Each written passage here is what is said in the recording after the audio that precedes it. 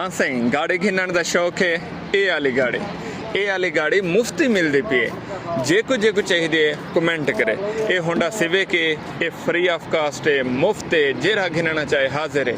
बल्कि इतना मेहरान खड़ी है, परो डाला खड़े, परो हैवल खड़ी है, ये सारा गाड़ियाँ मुफ्त मिल जाए पेन। जेरा घिनना चाहते कमेंट करे दसे तो फ्री ऑफ कास्ट मिल सन। इनकी कीमत क्या है? इनकी कीमत है चंद साल सिर्फ तुसा मेहनत करनी है, पैसे नहीं देने।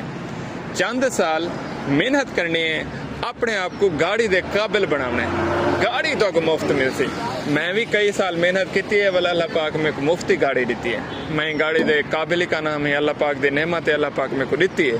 हूँ अगर तुहाको भी ये जी गाड़ी चाहिए, बल्कि मेरे कने भी वजिया गाड़ियाँ, मेरी गाड़ी कने ओपरो लैंड क्रूजर खड़ी है, प्राडो खड़ी है, स्पोर्टेज खड़ी है, ये सारिया गाड़ियाँ मुफ्त मिलद पेन और पाकिस्तान मुफ्त मिलद पेन।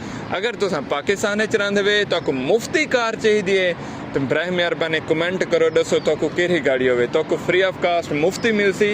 हाँ, हर गाड़ी दी एक कीमत है, सिर्फ मेहनत, इतनी साल की मेहनत। हम लैंड क्रूजर गिननी है तो 6 साल की मेहनत, सिविक गिननी है तो 4 साल की मेहनत, मेहरान गिननी है तो 1 साल की मेहनत। फील्ड मैं दसा हूँ फील्ड है, तुसा सिर्फ उतनी साल मेहनत कराए, गाड़ी तो मुफ्त मिलसी। जेको गाड़ी चाहिए कमेंट करो, भिरा कने मुफ्ती गाड़ी गिनो।